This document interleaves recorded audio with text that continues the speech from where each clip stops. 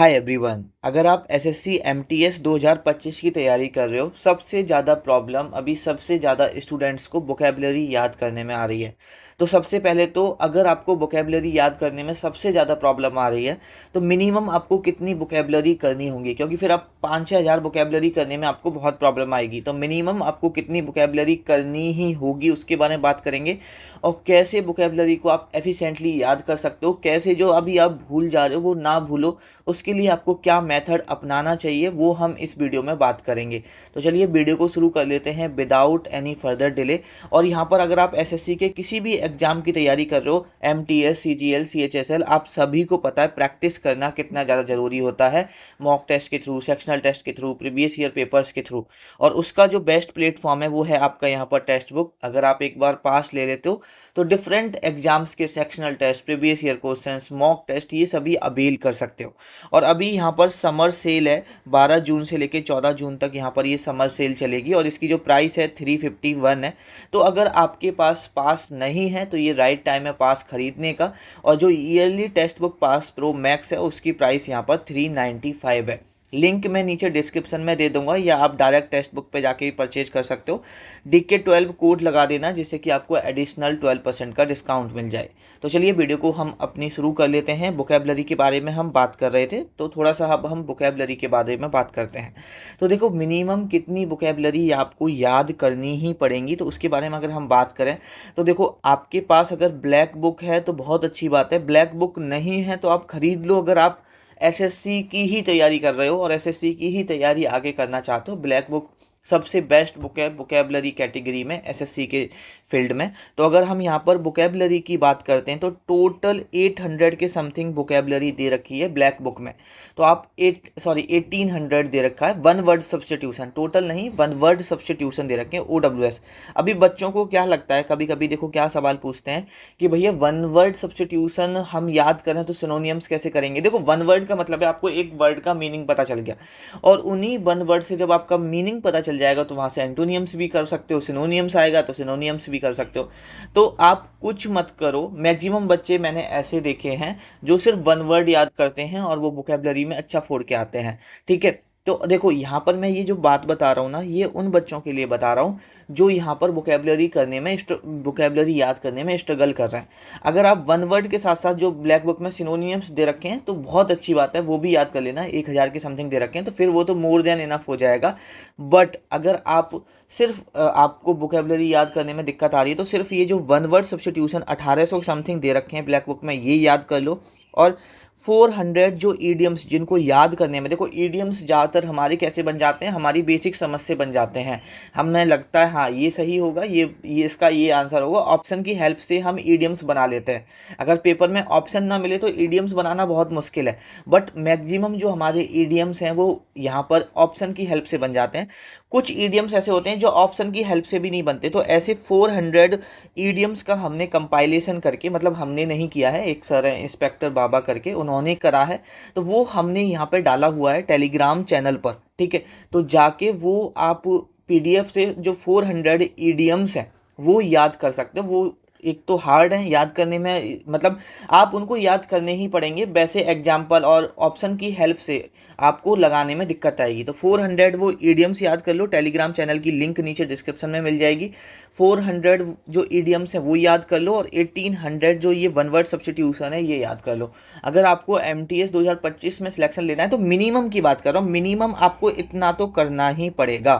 ठीक है, मैक्सिमम में आप जो ये वन वर्ड के साथ साथ सिनोनियम्स याद कर लो, सिनोनियम्स याद कर लो जो आपके 1000-1200 दे रखे हैं ब्लैक बुक में, साथ में ये 400 ईडियम्स याद कर लो तो हो जाएगा।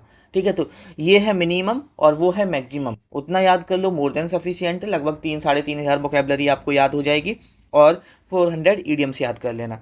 और देखो, अभी आपके पेपर में 100+ डेज है, मैं प्रैक्टिकल चीज़ें बता रहा हूँ, अभी आपके पेपर में 100+ डेज हैं। अगर अभी आप 50 डेली भी करोगे तो 44 दिन में 2200 कर लोगे।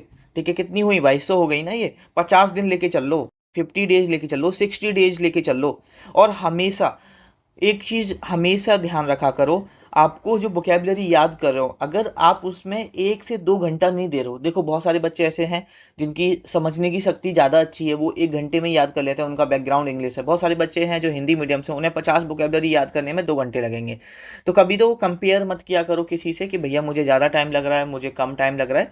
देखो सबका अपना एक पोटेंशियल होता है, कोई किसी फील्ड में ज़्यादा अच्छा होता है, कोई किसी फील्ड में ज़्यादा अच्छा होता है। लेकिन अगर आप वोकैबुलरी को 2 घंटे पर डे भी दे रहे हो तो ये मत सोचो कि आप बहुत ज़्यादा वोकैबुलरी को दे रहे हो, इतना डिजर्व करती है। 25 क्वेश्चन आते हैं आपके इंग्लिश में, 25 क्वेश्चन में से 12 और 13 क्वेश्चन डायरेक्टली और इनडायरेक्टली वोकैब बेस्ड होते हैं। 8 से 9 क्वेश्चन डायरेक्टली वोकैब बेस्ड होते हैं। क्लोज टेस्ट में 2-3 सवाल वोकैब बेस्ड पूछ लेता है, कभी कभी तो पूरा क्लोज टेस्ट वोकैब बेस्ड पूछ लेता है। तो 12 से 13 क्वेश्चन वोकैबुलरी बेस्ड होते हैं।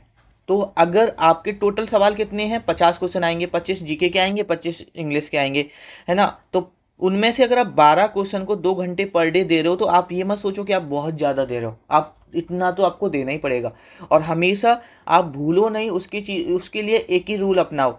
देखो हो सकता है कि आपकी पोटेंशियल, आपकी कैपेबिलिटी 50 याद करने की ना हो तो मत करो, आप 40 याद कर लो। 40 भी ना कर पाओ तो 30 याद कर लो। देखो 40 तो मेरे अकॉर्डिंग करो, कम से कम 40 तो करो ही करो, है ना। 30 तो बहुत, अगर बहुत ही ज़्यादा प्रॉब्लम हो रही है तब जाके 30 याद करो, नहीं तो कम से कम 40 तो आप याद करो। और एक रूल अपनाओ, जितने आप नई वोकैबुलरी याद करो उतनी उसकी डबल पुरानी वोकैबुलरी याद करो। मतलब अगर आप 50 नई वोकैबुलरी याद कर रहे हो तो 100 जो आपने पुरानी पढ़ रखी है उनको रिवाइज कर लो।